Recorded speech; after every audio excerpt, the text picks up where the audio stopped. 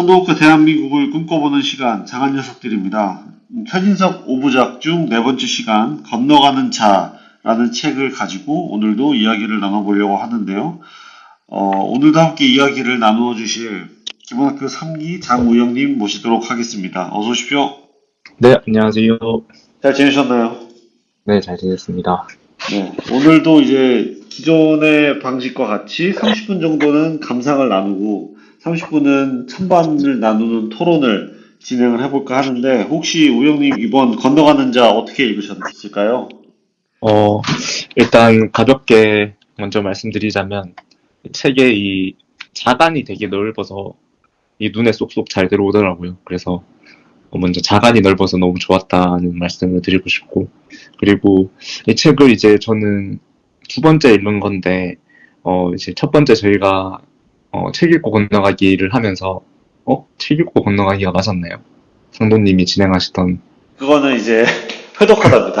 해독하다, 예. 해독하다를 하면서 읽었었는데, 그때 이제 이 책의 내용을 조금 알게 됐다고 생각을 했었는데, 지금 다시 읽어보니까 약간 그런 생각이 들었어요. 약간 모래알 같다는 생각이 들었어요. 책 내용 자체가.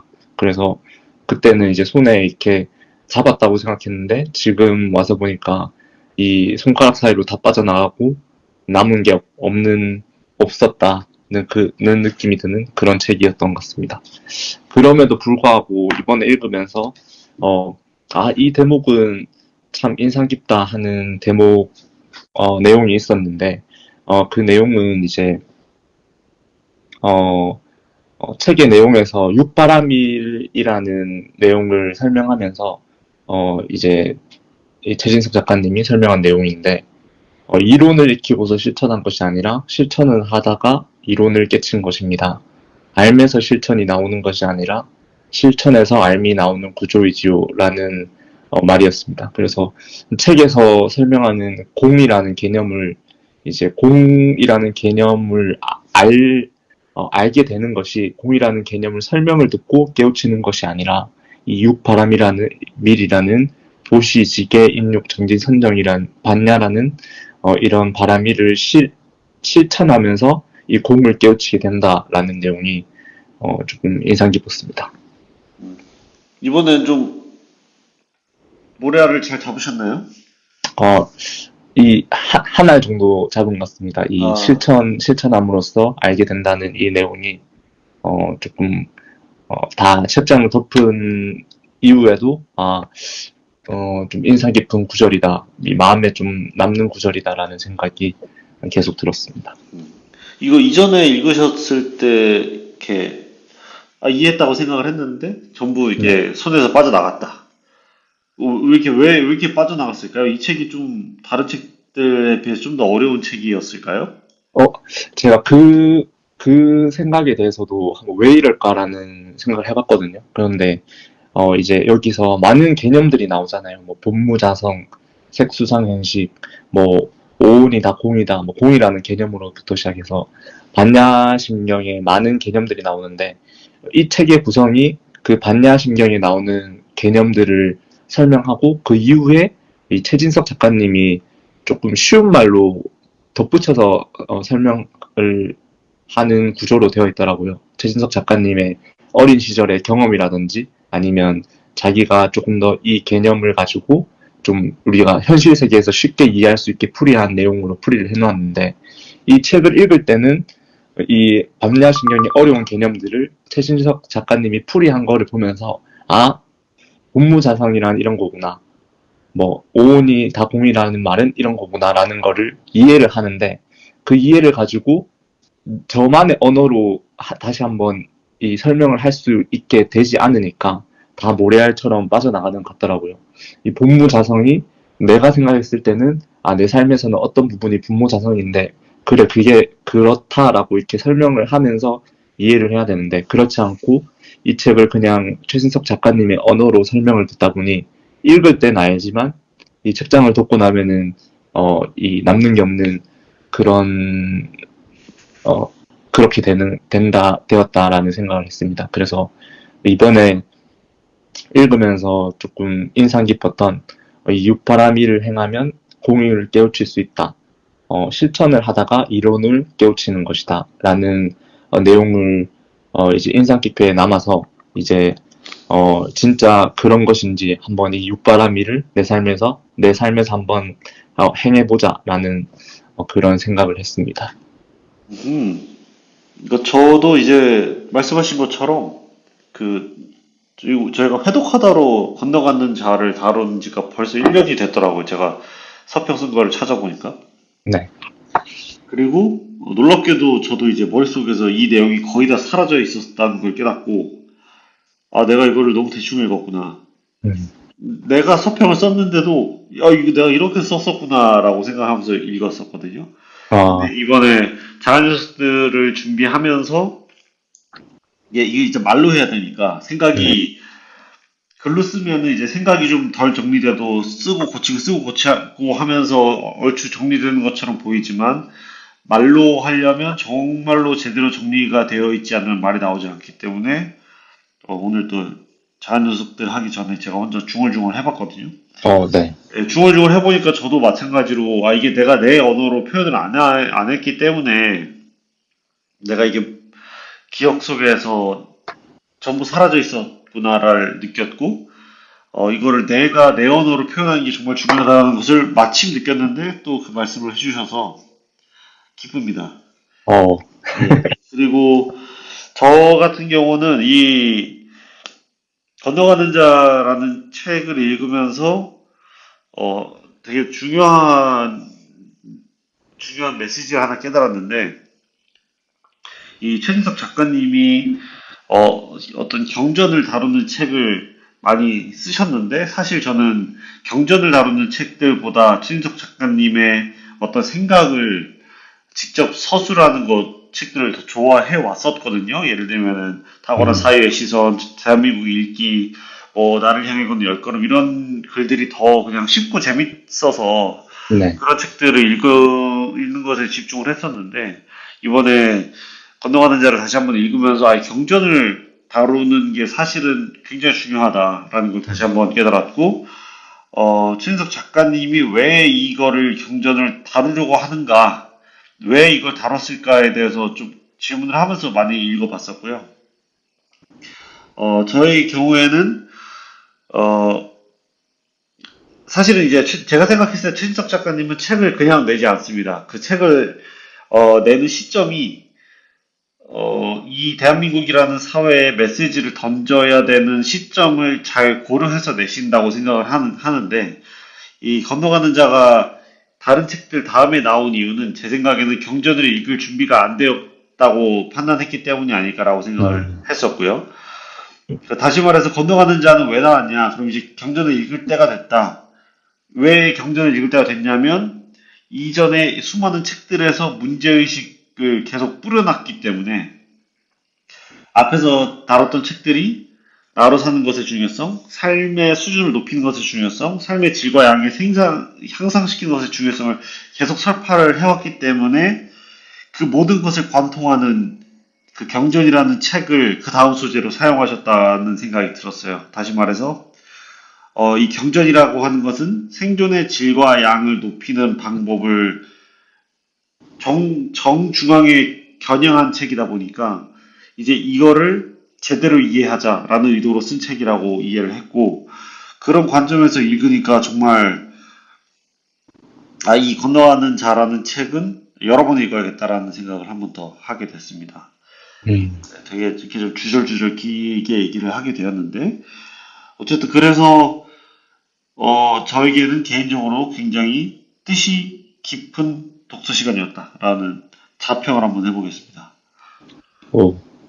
그래서, 상무님 말 듣다 보니까 하나 상무님께 궁금한 게 생겼는데, 이 경전이라는 것이, 이 책에서는 이제, 그러니까 뭐, 철학서를 설명할 때, 최진석 작가님은 탁월한 사유에 이르기 위해서, 이제 설명해 놓은 책이다. 그리고 이 책 자체에 어떤, 이제 달빛이 수면에 비치는 것처럼, 이 책은 달빛을 비추는 책이지, 달이 그 자체가 이 책이 있지 않다. 이런 내용으로 이제, 설명을 해주셨는데, 그러면은, 이 각 책마다도 그 달빛을 비추는 정도가 선명한 책이 있고 아니면은 흐릿한 책이 있고 아예 비추지 않는 그런 책들도 있을 것 같은데 이 부분에 대해서 어떻게 생각하세요? 그러니까 어떤 책은 아 정말 이 탁월한 사유에 이루는 거를 아주 잘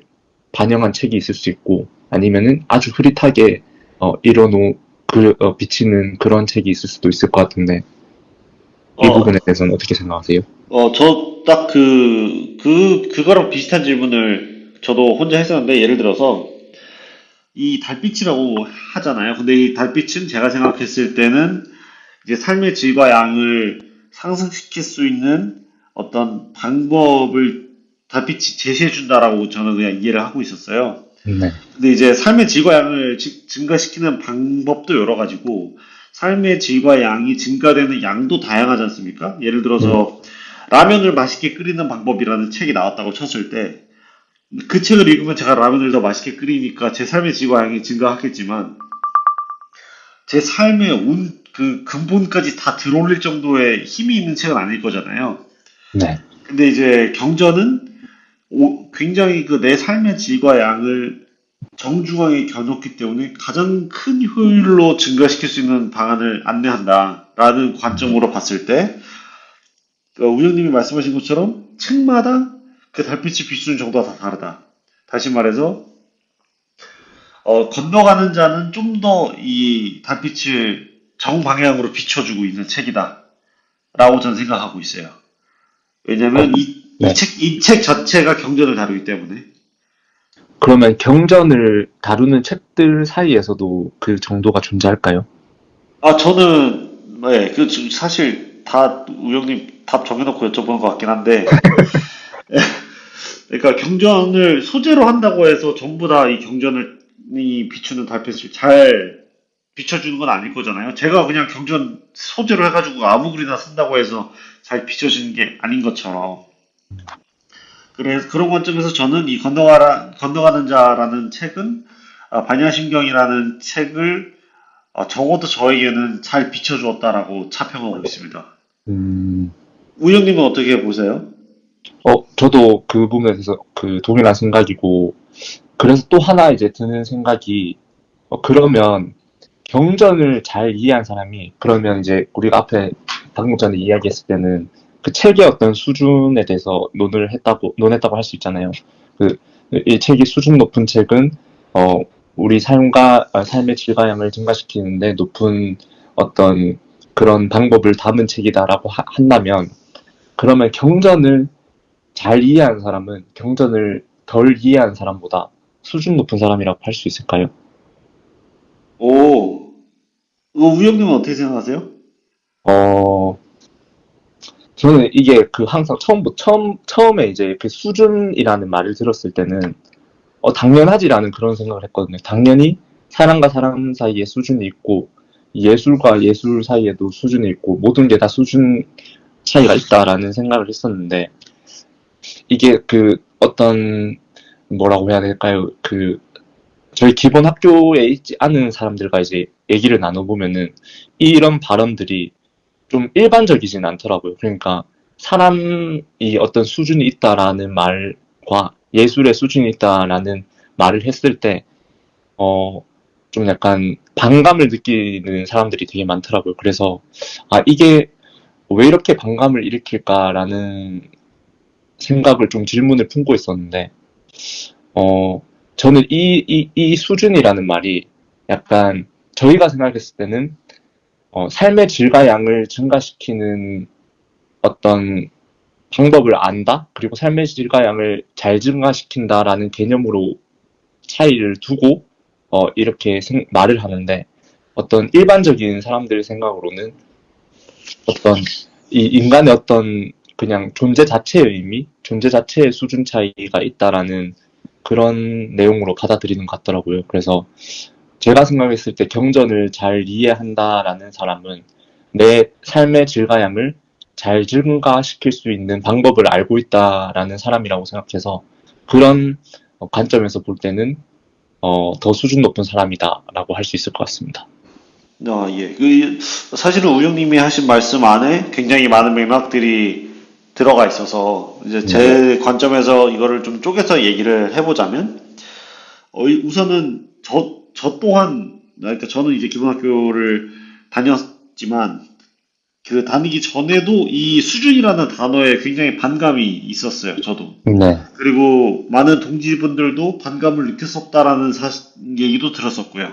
아, 네, 근데 이것은 아마도 제가 생각했을 때, 일단 저는 이제 최인석 작가님의 뜻에 동의하니까 저는 이 수준이라는 언어, 어휘가 사용될 수 있다라는 것에 동의하는 사람으로서 말씀을 드리면, 대한민국 국민들, 뭐 제가 오해하고 있는 걸 수도 있겠지만, 대한민국 사회는 아무래도 이 평등이라는 개념이 너무나 많이 쓰이고 중요하게 다뤄지는 사회가 아니었나 싶어요. 그래서 음, 어, 그러다 보니까 반감이 생기는 게 아닐까. 왜냐면 위아래가 있으면 내가 위에 있지 않으면 어떤 불안감도 생기고, 그리고 좀 이렇게 서로 선 긋고 계급 나누는 것처럼 느껴지기 때문에 화합을 추구하는 분위기를 깨는 그런 음, 단어다 보니까 반감이 생기지 않을까라고 생각을 하고 있고요. 그럼에도 저는 이제 수준이 있다라고 주장을 하는 이유는, 예를 들면은 봉준호 감독이 찍은 기생충이라는 영화가 있고, 뭐 제가 아이폰으로 그냥 한 15분 찍은 나의 하루라는 영화가 있다고 했을 때, 그 두 개의 영화의 수준이 당연히 기생충이 높을 거잖아요. 네, 근데 이것을 그냥 아니야, 이것도 진심이 담긴 소중한 영화야라고 얘기할 수는 있겠지만, 제가 찍은 15분짜리 영화가 칸 영화제에서 그 상을 받을 수는 없는 거니까. 그래서 이게 이 수준이라는 것은 분명히 지적으로 판단이 가능한 어떤 영역이 전 있다고 보고요. 그 수준은 예술 작품에도 있고, 상품에도 있고, 그리고 어떤 인간에게도 있고, 저는 그렇게 생각을 합니다. 그러면 이제 최종 질문은, 경전을 잘 이해한 사람이 더 수준이 높은가라는 이제 우영님의 질문에 답을 해야 되는데, 저는 사실 여기서 또 한번 짚고 넘어가야 될 것이 이해입니다. 음, 그러니까 경전을 잘 이해했다는 게 도대체 뭐냐? 음, 저는 이제 이 이해가 실천을 이끌어낼 정도의 높은 이해가 있어야 된다고 생각을 하고요.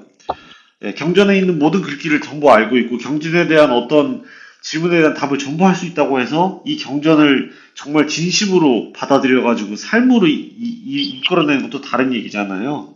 입니다. 그래서 네, 저는 그래서 이게 실천까지 연결된 이해를 한 사람이라면 수준이 높다라고 저는 생각을 하고 있습니다.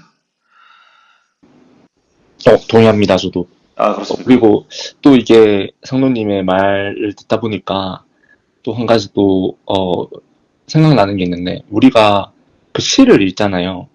그러면 시를 이해한다는 거는 어떤 말일까요? 이게, 최인호 작가님이 예전에 해주신 말 중에 그 시를 이해하려면 시를 많이 암기를 하라고 하시더라고요. 그래서 시를 암기하고 그것을 내 입으로 내뱉어보고. 그런데 이 시를 이해하고 시를 실천한다는 거는 내가 시를 읽고 시를 외우고 시를 쓰는 과정까지를 이해한다고 하면 될까요? 아니면은 시를 읽고 그 시 안에 담겨져 있는 의미를 알아내는 거를 이해한다고 하면 될까요? 일단은 우영님 네. 답을 먼저 들어도 괜찮을 것 같은데 어떻게 생각하세요? 저는 이제 상도님의 말을 듣다 보니까 저는 이 조금 전까지만 해도 그냥 시를 읽는다는 거는 시를 읽고 이해한다는 거는 이 시를 읽고 이 안에 담긴 의미가 뭔지를 저 혼자 생각을 하는 거라고 생각을 했는데 상도님이 말한 것처럼 이 실천이 더 중요하다라는 말을 듣고 나서는 내가 진짜 시를 써보는 것까지가 진짜 시를 이해해보는 게 아닌가 그런 생각이 들었습니다. 저도 동의를 하고요. 그러니까 사실 이것도 되게 말장난 같은데, 이 용어를 어떻게 정의하냐에 따라 다른 것 같아요. 그러니까 시와 이해를 또 나눠서 얘기를 하면, 그러니까 시를 이제 종이에다가 은율이 담긴 글자를 좀 배치해가지고 예쁘게 만든 그 어떤 문학의 형태만 시라고 하느냐, 아니면 인간의 존재 자체를 문자를 이용해서 높은 수준으로 표현한 걸 시라고 보느냐, 이렇게 두 개로 음, 나눠서 봤을 때 저는 이제 시라는 거를 정말 모르고요. 시 잘 모르는 무지랭이지만 그냥 제가 요즘 어렴풋이 느끼고 생각하고 있는 건 뭐냐면, 아니, 이 시라는 게 그냥 하나의 문학적 형태라기보다 인간의 존재를 표출할 수 있는 하나의 고도로 지적인 형태라는 생각이 들고 있거든요. 그래서 음, 이 존재적 의미가 담긴 이 시를 아까 말한 것처럼 실천의 영역까지의 이해를 만약에 다 포함해서 시를 이해한다고 하면 저는 이제 이거를 눈으로 읽고 이 의미를 머리로 이해하는 거는 기본이고, 계속 그 최진석 작가님이 말씀하신 것처럼 입으로 중얼중얼중얼 외워보고 머리로 암기해서 육화를 시킨 다음에 내가 토해내고 싶은 거를 토해내는 것을 진짜 이제 시를 이해했다라고 말할 수 있지 않을까? 물론 제가 그렇게 하고 있다는 것은 아닙니다. 아, 그래서 이게 시라는, 시를 갑자기 얘기하게 된 거는 이제 상무님이 가까이 세말세모지 게시판에 시를 올리시잖아요. 그래서, 그게 생각나서, 제가 올린 건 잡문이고요. 저도 이제 시를 조금 열심히 가까이 하도록 노력해 봐야겠습니다. 예. 사실은 이제 저도 시를 거의 안 읽고 있고, 시를 이렇게 음독도 안 하고 암기도 안 하고 있거든요. 그리고 이제 기왕 이렇게 된 거 우영님도 이제 시를 읽도록 노력해 봐야겠다고 했으니까, 사실 우리는 네. 시를 제대로 이해하고 있지 않다. 음, 왜냐면 읽고 암기하고 낭송하고 쓰고 있지 않으니까. 맞습니다. 네, 이렇게 또 스스로에게 죽비를 한번 내려보고요. 네. 혹시 좀 더 나누고 싶은 얘기가 있으실까요? 음, 없으면 제가 살짝 네. 먼저 얘기를 살짝 넣어보면은, 아, 저는 네. 이 건너가는 자를 다시 읽고 이 장한 녀석들을 준비하면서 깨달은 것, 혹은 제가 나름대로 정한 게 하나 있는데, 이, 이 건너가는 자가 하고자 하는 얘기를 저는 세 덩어리로 그냥 이해를 해버렸어요. 첫 번째는, 건너가는 자는 세 개를 얘기한다. 첫 번째, 삶은 건너가는 것이다. 두 번째, 이 세상은 공하다. 이 두 개가 이제 대전제고, 세 번째는 이것을 체화하는 육바라밀이라는 방법이 있다. 음, 이렇게 세 덩어리로 일을 했거든요. 근데 이 세 덩어리를 아까 우리가 말했던 아주 깊은 단위의 이해까지를 만약에 하게 되면 그걸 이해한 사람의 삶은 완전히 바뀔 것이다. 음, 왜냐하면 삶이 건너가는 행위다라는 걸 인식한 사람은 그러면 어떻게 해야 더 잘 건너가지를 질문하게 되기 때문에 삶이 바뀌는 게 첫 번째. 두 번째는 이 삶이 공하다는 것을 완전히 이해한 사람은 정해진 상에 갇히지 않기 때문에 계속 건너가는 속도를 늦추지 않고 잘 건너갈 수 있게 되는 것. 그리고 마지막으로 육바라밀이 진정 건너가는 수련 장치라는 것을 이해하고 이것을 체화시켜야겠다라고 이해를 한 사람은 계속 육바라밀을 실천할 것이기 때문에 이 세 덩어리가 이 반야심경의 핵심 메시지가 아닌가라고 혼자 생각을 해봤습니다. 어, 정말 잘 정리해 주신 것 같습니다. 저는 이 책을 다 읽으면서도 마지막 육바라밀 실천, 이거밖에 안 남아가지고, 네. 그것만 말씀드렸는데, 진짜 처음 이 글에 서론, 본론, 결론이 있는 것처럼, 잘 정리해 주신 것 같습니다. 물론 많은 것이 빠졌겠지만 제가 네. 이거를, 사실 이 책이 저는 여전히 어려워서 네. 도대체 이 책을 어떻게 두고 얘기를 나눠야 될까 맞습니다. 생각을 계속 하다 보니까 전 그런 생각이 들더라고요. 예를 들면은 반야심경이라는 책이 있잖아요. 네. 그 반야심경을 읽은 사람과 안 읽은 사람은 뭐가 다른 거야? 음, 이 질문에 대해서 이제 제가 내린 답변은 삶의 질과 양이 크게 증가하냐, 작게 증가하냐다. 음, 그러면은 뭐 어떻게 해야 크게 증가하는 거야 했을 때 딱 요 세 가지가 나왔던 것 같아요. 거기서 하나 더 말씀드리고 싶은 게, 예. 이제 이 책의 가장 첫 부분에는 이제 당신의 고삐는 무엇입니까? 라는 말이 나오잖아요. 네. 그래서 우리가 그 상도님 말하신 것처럼 인간은 건너가는 존재다. 그리고 세상은 공하다. 그리고 그 육바라밀을 행하면 공을 알 수 있게 된다. 이 세 가지 이게 반야신경의 내용이라면, 이제 고삐에 대한 부분은 나 자신한테 물어야 되는 거잖아요. 나의 고삐는 무엇인지. 그러면 제 생각에는 이제 이 반야신경에다가 약간 태진석 작가님의 생각을 얹어 놓은 게 그 고삐가 아닌가라고 조금 생각이 들긴 하는데, 이 반야신경 안에 고삐라는 내용이 있는 걸까요? 아니면은 반야신경에 약간 태진석 작가님의 생각을 덧붙여서 이 세 가지도 중요하지만, 근데 너 자신의 고삐가 뭔지 알고 이 세 가지를 알아야 된다라는 최진석 작가님의 생각이 약간 더해진 걸까요? 어떻게 생각하세요? 저는 이 제일 첫 부분에 이 고삐 이야기를 쓴 것도 그렇고, 이 제일 마지막 이 책을 나오며에 대해서 쓴 것에도 고삐에 대한 내용이 마지막에 또 한 번 나오거든요. 그래서 제가 생각했을 때는 이 경전이 중요하지만, 근데 그거가 진짜 중요해지려면 너가 뭘 하려는지 너의 고삐를 알아야 된다라는 그 최진석 작가님의 철학이 약간 좀 가미된 게 아닌가, 저는 그렇게 생각하고 있습니다. 저의 경우에는 사실은 저는 이 경전이 하고자 하는 얘기가, 최진석 작가님도 말씀하시지만, 경전은 내 삶의 고삐를, 이게 정확한 워딩은 기억이 안 납니다. 내 삶의 소명이 무엇인지를 이끌어낼 수밖에 없는 책이라고 저는 이해를 했거든요. 그래서 사실은 이 고삐라는 단어만 안 썼지, 이 책의 존재 자체가 고삐를 쥐게 하려고 하는 의도가 담겨 있는 것이고, 그 핵심 메시지도 너가 누군지를 알아야 된다라는 거라서 사실은 고삐를 찾으라는 얘기가 들어 있으나, 이 찰진 고삐라는 단어를 작가님이 찾아낸 게 아닌가.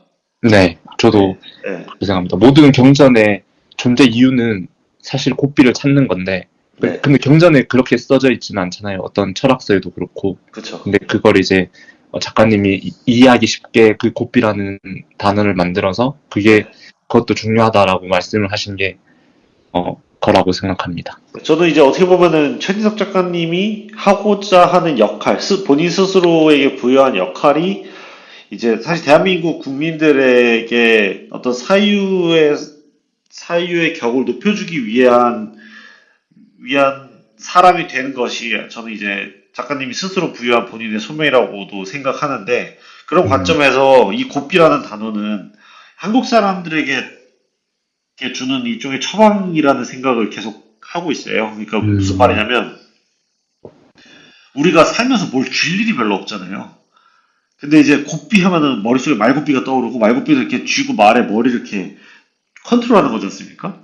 네. 그래서 이 적절한 단어를 찾아낸 것 하나, 그리고 또 하나는 이 건너가는 자의 앞뒤에 고삐 얘기를 계속 넣지 않습니까? 네. 근데 이것은 삶의 고삐를 놓아버린 대한민국 사람들을 위해 일부러 계속 노티스를 주는 행동이다.